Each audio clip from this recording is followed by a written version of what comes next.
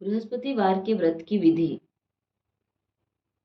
बृहस्पतिवार के दिन जो भी स्त्री पुरुष व्रत करे, उसको चाहिए कि वह दिन में एक ही समय भोजन करे, क्योंकि बृहस्पतिवेश्वर भगवान का इस दिन पूजन होता है।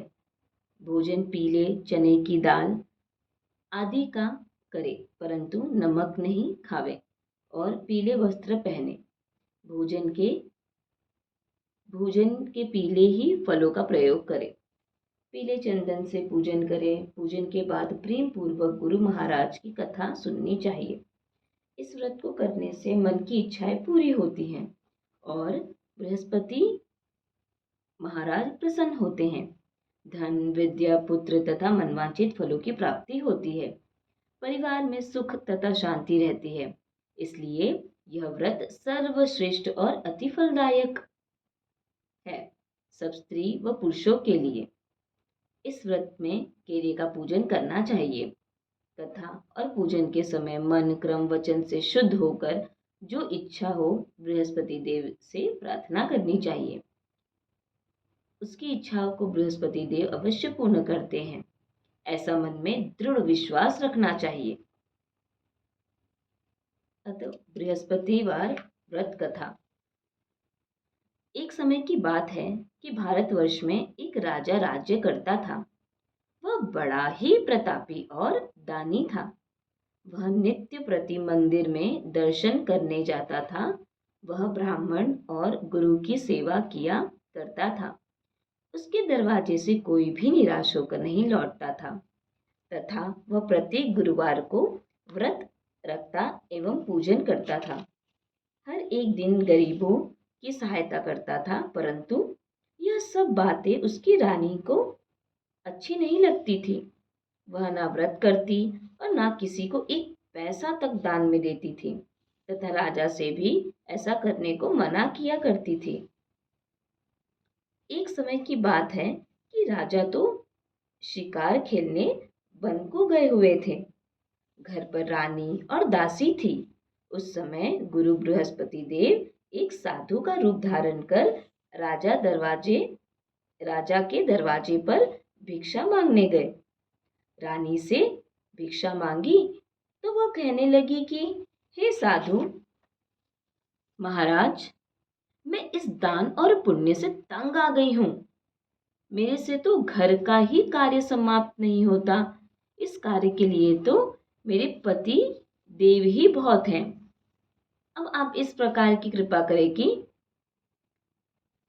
वह सब धन नष्ट हो जावे तथा मैं आराम से रह सकूं।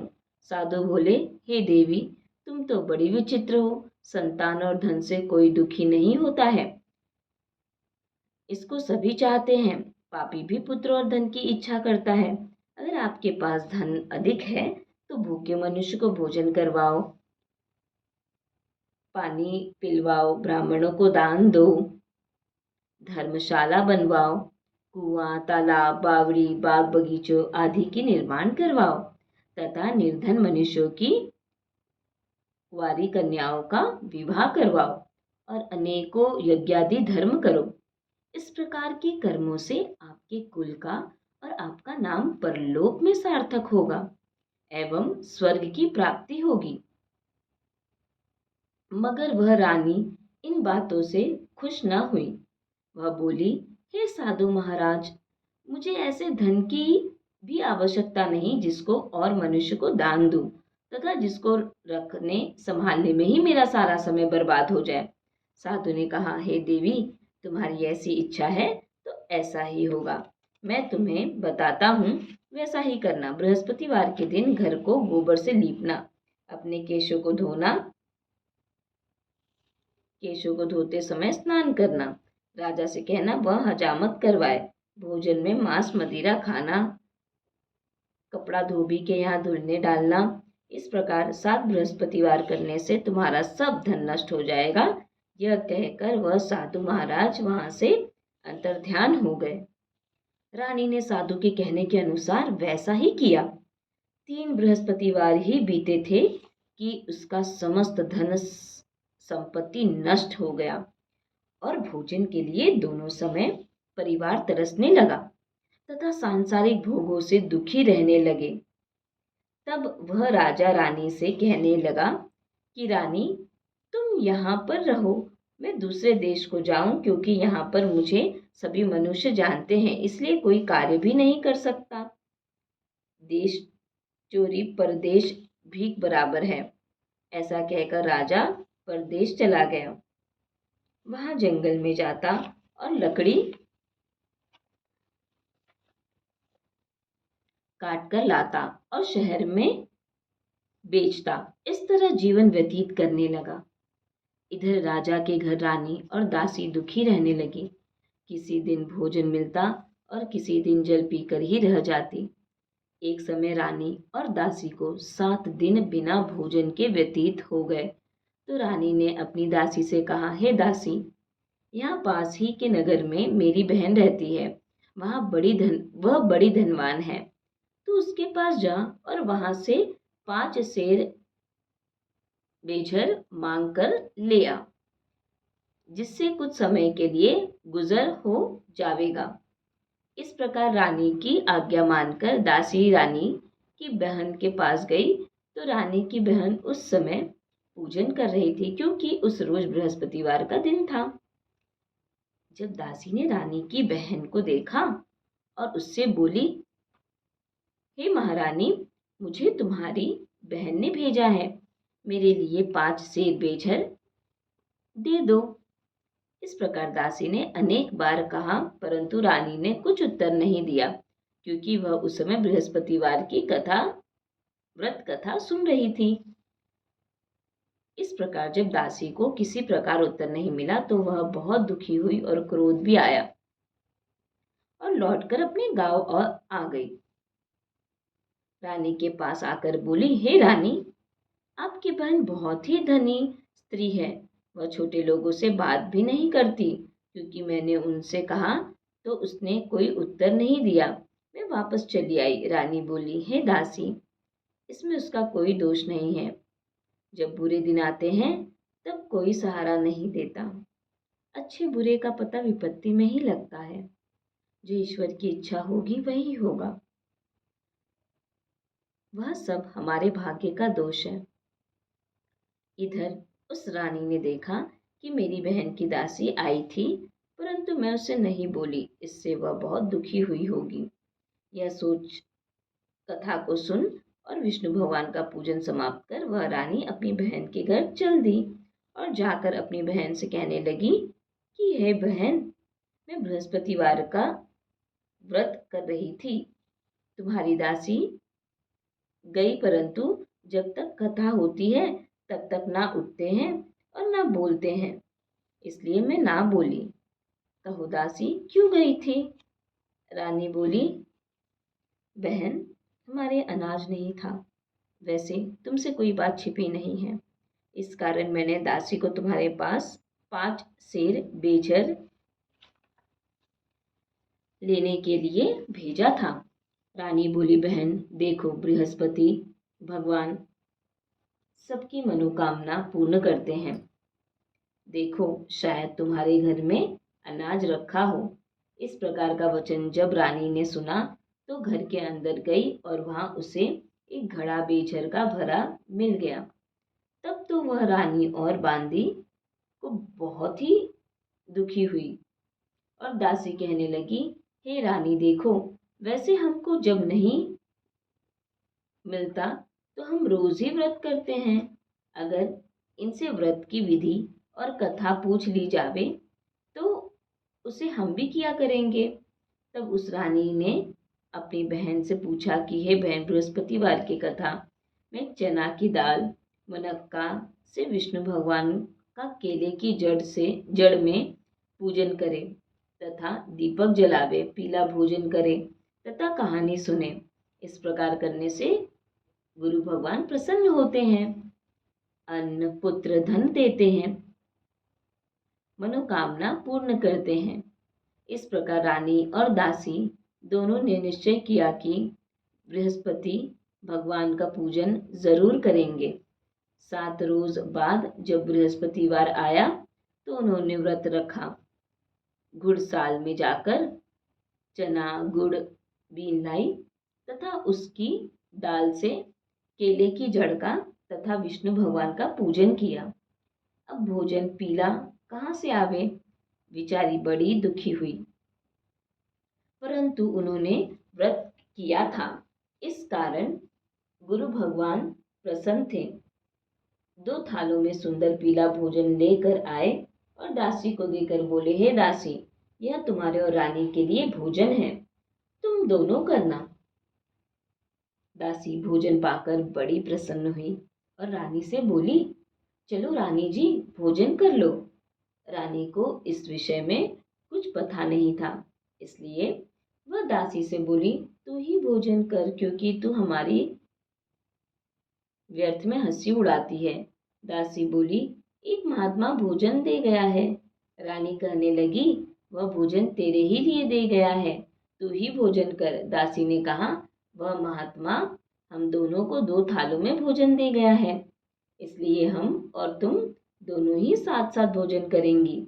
इस प्रकार रानी और बांदी दोनों ने गुरु भगवान को नमस्कार कर भोजन प्रारंभ किया तथा अब वह प्रत्येक बृहस्पतिवार को गुरु भगवान का व्रत और विष्णु भगवान का पूजन करने लगी। बृहस्पति भगवान की कृपा से रानी और दासी के पास धन हो गया। रानी फिर उसी प्रकार से आलस्य करने लगी। तब दासी बोली, देखो रानी, तुम पहले इस प्रकार आलस्य करती थी, तुम्हें धन के रखने में कष्ट होता था, इस कारण सभी धन नष्ट हो गया। अब गुरु भगवान की कृपा से धन मिला है, तो फिर तुम्हें आलस्य होता है। बड़ी मुसीबतों के बाद हमने यह धन पाया है, इसीलिए हमें दान पुण्य करना चाहिए तथा भूखे मनुष्यों को भोजन करवाओ, पानी पिलवाओ, ब्राह्मणों को दान दो, कुआं, तालाब, बावड़ी आदि का निर्माण करो, मंदिर, पाठशाला बनवाकर दान दो, कुंवारी कन्याओं का विवाह करवाओ, धन को शुभ कार्यों में खर्च करो, जिससे तुम्हारे कुल का यश बढ़े तथा स्वर्ग प्राप्त हो और पितृ प्रसन्न होवे। तब रानी ने इसी प्रकार के कर्म करने प्रारंभ किए तो काफी यश फैलने लगा। एक दिन रानी और दासी विचार करने लगी, ना जाने राजा किस दशा में होंगे, उनकी कोई खोज खबर नहीं है। गुरु भगवान ने उन्होंने प्रार्थना की और भगवान ने रात्रि में राजा को स्वप्न में कहा, हे राजा, उठ, तेरी रानी तुझको याद करती है, अपने देश को चला जा। राजा प्रातः काल उठा और विचार करने लगा, स्त्री जाति खाने और पहनने की ही साथी होती है, पर भगवान की आज्ञा मानकर वह अपने नगर के लिए चलने को तैयार हुआ। इससे पूर्व जब राजा परदेश चला गया था तो परदेश में दुखी रहने लगा। प्रतिदिन जंगल में से लकड़ी बीन कर लाता और उन्हें शहर में बेचकर अपने दुखी जीवन को बड़ी कठिनता से व्यतीत करता था। एक दिन राजा दुखी हो अपनी पुरानी बातों को याद करके रोने लगा। तब उस जंगल में बृहस्पति देव एक साधु का रूप धारण कर आए और राजा के पास आकर बोले, हे लकड़हारे, तुम इस सुनसान जंगल में किस चिंता में बैठे हो, मुझको बतलाओ। यह सुन राजा के नेत्र में जल भर आया और साधु को वंदना कर बोला, हे प्रभु, आप सब कुछ जानने वाले हो। इतना कहकर साधु को अपनी संपूर्ण कहानी सुना दी। महात्मा दयालु होते हैं। वे राजा से बोले, हे राजा, तुम्हारी स्त्री ने बृहस्पति देव का अपराध किया था, जिस कारण तुम्हारी यह दशा हुई। अब तुम किसी प्रकार की चिंता मत करो, भगवान तुम्हें पहले से अधिक धन देगा। देखो, तुम्हारी स्त्री ने बृहस्पतिवार का व्रत प्रारंभ कर दिया है और तुम मेरा कहा मानकर बृहस्पतिवार को व्रत करके चने की दाल, गुड़, जल को लोटे में डालकर केला का पूजन करो। फिर कथा कहो और सुनो, भगवान तुम्हारी सब कामनाओं को पूर्ण करेंगे। साधु को प्रसन्न देखकर राजा बोला, हे प्रभु, मुझे लकड़ी बेचकर इतना पैसा नहीं मिलता जिससे भोजन करने के उपरांत कुछ बचा सकूं। मैंने रात्रि में अपनी रानी को व्याकुल देखा है।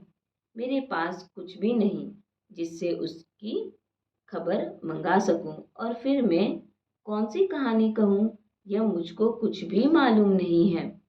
साधु ने कहा, हे राजा, तुम किसी बात की चिंता मत करो। बृहस्पतिवार के दिन तुम रोजाना की तरह लकड़ियां लेकर शहर को जाओ। तुमको रोज से दुगना धन प्राप्त होगा, जिससे तुम भली भांति भोजन कर लोगे तथा बृहस्पति देव की पूजा का सामान भी आ जाएगा। बृहस्पतिवार की कहानी निम्न प्रकार से है। प्राचीन काल में एक ब्राह्मण था। वह बहुत ही निर्धन था। उसके कोई भी संतान नहीं थी। उसकी स्त्री बहुत मलिनता के साथ रहती थी। वह न स्नान करती, न किसी देवता का पूजन करती। प्रातः काल उठते ही सर्वप्रथम भोजन करती, बाद में कोई अन्य कार्य करती थी। इससे ब्राह्मण देवता बड़े दुखी थे। बेचारे बहुत कुछ कहते थे, किंतु उसका कोई परिणाम न निकला। भगवान की कृपा से ब्राह्मण की स्त्री की कन्या रूपी रत्न पैदा हुआ, और वह कन्या अपने पिता के घर में बड़ी होने लगी। वह बालिका प्रातः स्नान करके विष्णु भगवान का जाप करने लगी, बृहस्पतिवार का व्रत करने लगी। अपने पूजा पाठ को समाप्त करके स्कूल जाती तो अपनी मुट्ठी में जो भर के ले जाती और पाठशाला जाने के मार्ग में डालती जाती। वही जो स्वर्ण के हैं के हो जाते तो लौटते समय उनको बीनकर घर ले आती थी। एक दिन वह बालिका सूप में उन सोने के जौ को फटक कर साफ कर रही थी। उसकी माँ ने देख लिया और कहा, हे बेटी, सोने के जौ को फटकने के लिए सोने का सूप होना चाहिए। दूसरे दिन गुरुवार था। इस कन्या ने व्रत रखा और बृहस्पति देव से प्रार्थना करके कहा, हे प्रभु, मैंने आपकी पूजा सच्चे मन से की हो तो मेरे लिए सोने का सूप दे दो। बृहस्पति देव ने उसकी प्रार्थना स्वीकार कर ली। रोजाना की तरह वह कन्या जौ फैलाती हुई जाने लगी। जब लौटकर जौ बीन रही थी तो बृहस्पति देव की कृपा से सोने का सूप मिला। उससे वह घर ले आई और उससे जौ साफ करने लगी, परंतु उसकी माँ का वही ढंग रहा। एक दिन की बात है कि वह कन्या सोने के सूप में जौ साफ कर रही थी। इस समय उस शहर का राजपुत्र वहां होकर निकला। इस कन्या के रूप और कार्य को देखकर मोहित हो गया तथा अपने घर आकर भोजन तथा जल त्याग कर उदास होकर लेट गया। राजा को जब इस बात का पता लगा तो अपने प्रधानमंत्रियों के साथ अपने पुत्र के पास गए और बोले, हे बेटा, तुम्हें किस बात का कष्ट है? किसी ने अपमान किया है अथवा कोई और कारण है? सो कहो, मैं वही कार्य करूंगा जिससे तुम्हें प्रसन्नता हो। अपने पिता की राजकुमार ने बातें सुनी तो वह बोला, मुझे आपकी कृपा से किसी बात का दुख नहीं है। किसी ने मेरा अपमान नहीं किया है, परंतु मैं उस लड़की के साथ विवाह करना चाहता हूँ जो सोने के सूप में जौ को साफ कर रही थी। यह सुन राजा आश्चर्य में पड़ा और बोला, हे बेटा, इस प्रकार की कन्या का पता तुम ही लगवाओ, मैं उसके साथ तुम्हारा विवाह अवश्य ही करवा दूंगा। राजकुमार ने उस लड़की के घर का पता बतलाया। मंत्री उस लड़की के घर गए और ब्राह्मण की कन्या का विवाह राजकुमार के साथ संपन्न हो गया। कन्या के घर से जाते ही पहले की भांति उस ब्राह्मण देवता के घर में गरीबी का निवास हो गया। अब भोजन के लिए भी अन्न बड़ी मुश्किल से मिलता था। एक दिन दुखी होकर ब्राह्मण देवता अपनी पुत्री के पास गए। बेटी ने पिता की दुखी अवस्था को देखा और अपनी माँ का समाचार बताया। तब ब्राह्मण ने सभी हाल कहा। कन्या ने बहुत सा धन देकर अपने पिता को विदा कर दिया। इस तरह ब्राह्मण का कुछ समय सुखपूर्वक व्यतीत हुआ। कुछ दिन बाद फिर वही हाल हो गया। ब्राह्मण फिर अपनी कन्या के यहाँ गया और सभी हाल कहा तो लड़की बोली, हे पिताजी, आप माताजी को यहाँ लाओ, मैं उसे विधि बता दूंगी जिससे गरीबी दूर हो जाए। वह ब्राह्मण देवता अपनी स्त्री को साथ लेकर पहुंचे तो पुत्री अपनी माँ को समझाने लगी, हे माँ, तुम प्रातःकाल उठकर प्रथम स्नान आदि करके विष्णु भगवान का पूजन करो तो सब दरिद्रता दूर हो जाएगी। परंतु उसकी माँ ने एक भी बात नहीं मानी और प्रातःकाल उठकर अपनी पुत्री बच्चों का जूठन खा लेती थी। एक दिन उसकी पुत्री को बहुत गुस्सा आया और एक रात कोठरी से सभी सामान निकाल दिया और अपनी माँ को उसमें बंद कर दिया।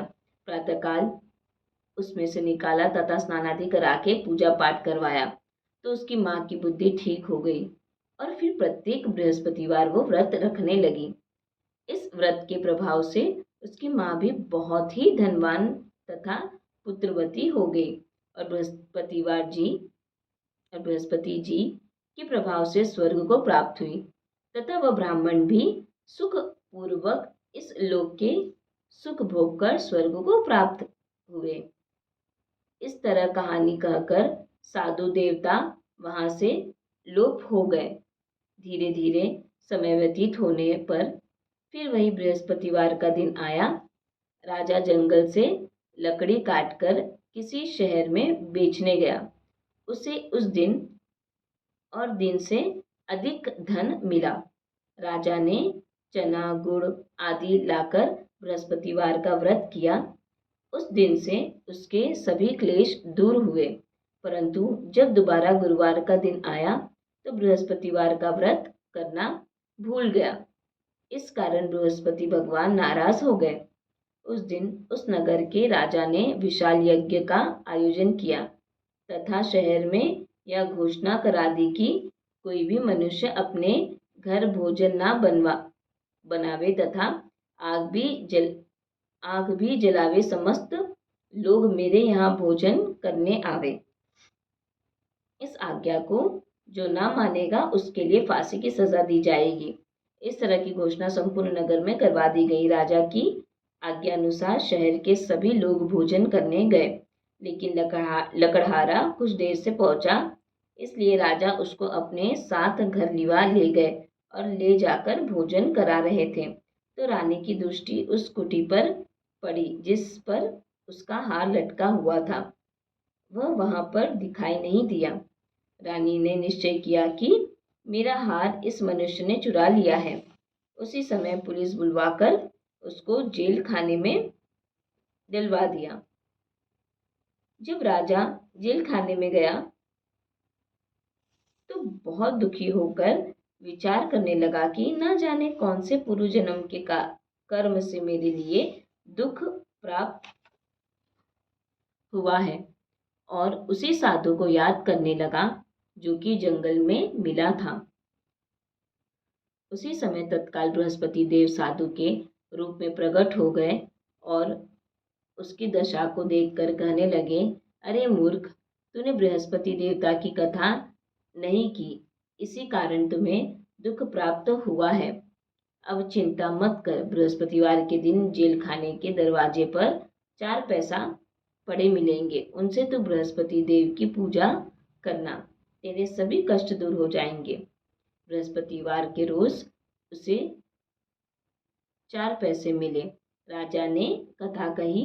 उसी रात्रि को बृहस्पति देव ने उस नगर के राजा को स्वप्न में कहा, हे राजा, तुमने जिस आदमी को जेल खाने में बंद कर दिया है वह निर्दोष है, वह राजा है, उसे छोड़ देना। रानी का हार उसी खुटी पर लटका हुआ है। अगर तू ऐसा नहीं करेगा तो मैं तेरे राज्य को नष्ट कर दूंगा। इस तरह से रात्रि स्वप्न को देख राजा प्रातःकाल उठा और खूंटी पर हार टंगा देखकर लकड़हारे को बुलाकर क्षमा मांगी तथा राजा को योग्य सुंदर वस्त्र आभूषण देकर विदा किया। गुरुदेव की आज्ञा अनुसार राजा अपने नगर की को चल दिया। राजा जब नगर के निकट पहुंचा तो उसे बड़ा ही आश्चर्य हुआ। नगर में पहले से अधिक बाग, तालाब और कुएं तथा बहुत से धर्मशाला, मंदिर आदि बने हुए थे। राजा ने पूछा कि यह किसका बाग और धर्मशाला है? तब नगर के सब लोग कहने लगे कि यह सब रानी और बांदी के हैं। तो राजा को आश्चर्य हुआ और गुस्सा भी आया।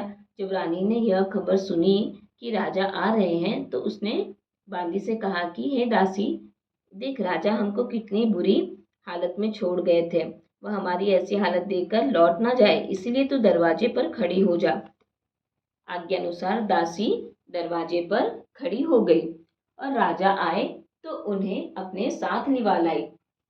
तब राजा ने क्रोध करके अपनी तलवार निकाली और पूछने लगा, यह बताओ कि यह धन तुम्हें कैसे प्राप्त हुआ है? तब उन्होंने कहा, हमें यह धन बृहस्पति देव के इस व्रत के प्रभाव से प्राप्त हुआ है। राजा ने निश्चय किया कि 7 रोज बाद तो सभी बृहस्पति देव का पूजन करते हैं, परंतु मैं रोजाना दिन में 3 बार कहानी कहा करूंगा तथा रोज व्रत किया करूंगा। अब हर समय राजा के दुपट्टे में चने की दाल बंधी रहती तथा दिन में 3 बार कहानी कहता। एक रोज राजा ने विचार किया कि चलो अपनी बहन के यहाँ हो आवे।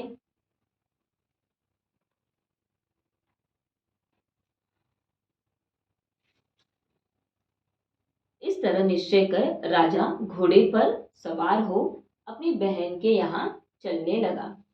मार्ग में उसने देखा कि कुछ आदमी एक मुर्दे को लिए जा रहे हैं। उन्हें रोककर राजा कहने लगा, अरे भाइयों, मेरी बृहस्पति की कहानी सुन लो। वे बोले, लो हमारा तो आदमी मर गया है, इसको अपनी कथा की पड़ी है। परंतु कुछ आदमी बोले, अच्छा कहो, हम तुम्हारी कथा भी सुनेंगे। राजा ने दाल निकाली और जब कथा आधी हुई थी कि मुर्दा हिलने लग गया और जब कथा समाप्त हो गई तो राम राम करके वह मनुष्य खड़ा हो गया। आगे मार्ग में उसे एक किसान खेत में हल चलाता मिला। राजा ने उसे देखा और उससे बोला, अरे भैया, तुम मेरी बृहस्पतिवार की कथा सुन लो। किसान बोला, जब तक मैं तेरी कथा सुनूंगा तब तक 4 हरैया जोत लूंगा। जा अपनी कथा किसी और को सुनाना। इस तरह राजा आगे चलने लगा।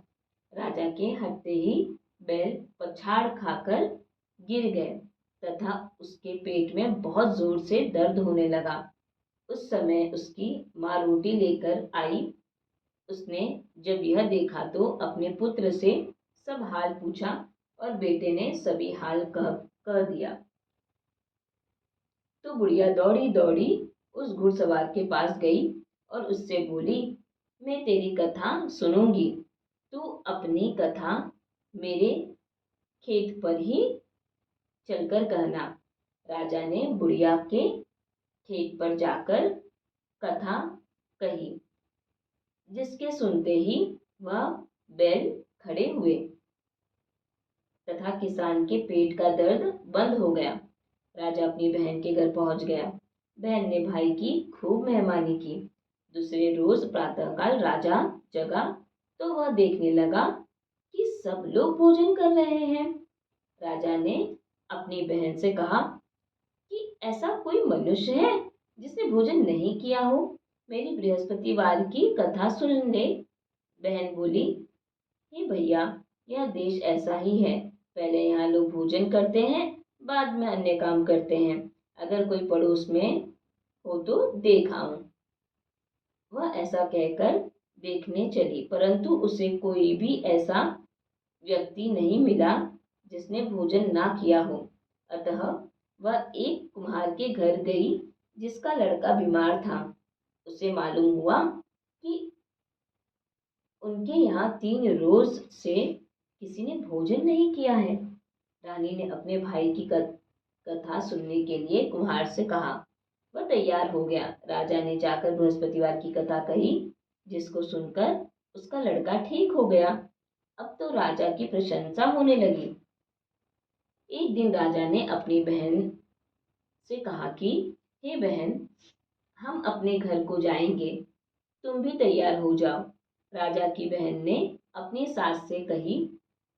सास बोली, हाँ चली जा, परंतु अपने लड़कों को मत ले जाना, क्योंकि तेरे भाई के कोई औलाद नहीं होती है। बहन बहन ने बहन ने अपने भाइयों से कहा, हे भैया, मैं तो चलूंगी, कोई बालक नहीं जाएगा। राजा बोला, जब कोई बालक नहीं चलेगा तब तुम ही क्या करोगी। बड़ी दुखी मन से राजा अपने नगर को लौट आया। राजा ने अपनी रानी से कहा, हम निर्वंशी राजा हैं, हमारा मुंह देखने का धर्म नहीं है और कुछ भोजन आदि नहीं किया। रानी बोली, हे प्रभु, बृहस्पति देव ने हमें सब कुछ दिया है, हमें औलाद अवश्य देंगे। उसी रात को बृहस्पति देव ने राजा को स्वप्न में कहा, हे राजा, उठ, सभी सोच को त्याग दे, तेरी रानी गर्भ से है। राजा को यह बात सुनकर बड़ी खुशी हुई। 9वें महीने में उसके गर्भ से एक सुंदर पुत्र पैदा हुआ। तब राजा बोला, हे रानी, स्त्री बिना भोजन के रह सकती है, बिना कहे नहीं रह सकती। जब मेरी बहन आवे, तुम उससे कुछ कहना मत। रानी ने सुनकर हाँ कर दिया। जब राजा की बहन ने यह शुभ समाचार सुना तो वह बहुत खुश हुई तथा बधाई लेकर अपने भाई के यहाँ आई। तभी रानी ने कहा, घोड़ा चढ़कर तो नहीं आई, गधा चढ़ी आई। राजा की बहन बोली, भाई, मैं इस प्रकार न कहती तो तुम्हें औलाद कैसे मिलती। बृहस्पति देव ऐसे ही हैं, जैसी जिनके मन में कामनाएं हैं सभी को पूर्ण करते हैं। जो सद्भावना पूर्वक बृहस्पतिवार का व्रत करता है एवं कथा पढ़ता है अथवा सुनता है और दूसरों को सुनाता है, बृहस्पति देव उसकी सभी मनोकामना पूर्ण करते हैं। भगवान बृहस्पति देव उनकी सदैव रक्षा करते हैं। संसार में सद्भावना से भगवान जी का पूजन व्रत सच्चे हृदय से करते हैं तो उनकी सभी मनोकामनाएं पूर्ण करते हैं।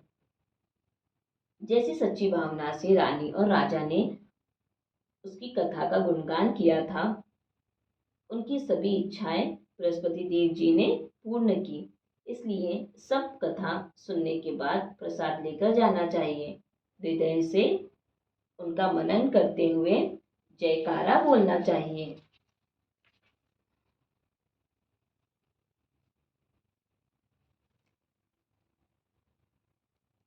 ओम नमः शिवाय। ओम नमः भगवते वासुदेवाय। ओम नमः शिवाय। ओम नमः भगवते वासुदेवाय। ओम नमः शिवाय। ओम नमः भगवते वासुदेवाय। कृष्णाय वासुदेवाय हरिये परमात्मने प्रणतः क्लेशनाशाय गोविंदाय नमो नमः। हरे कृष्ण कृष्ण कृष्ण हरे हरे, हरे राम राम राम हरे हरे, हरे कृष्ण कृष्ण कृष्ण हरे हरे, हरे राम राम राम हरे हरे।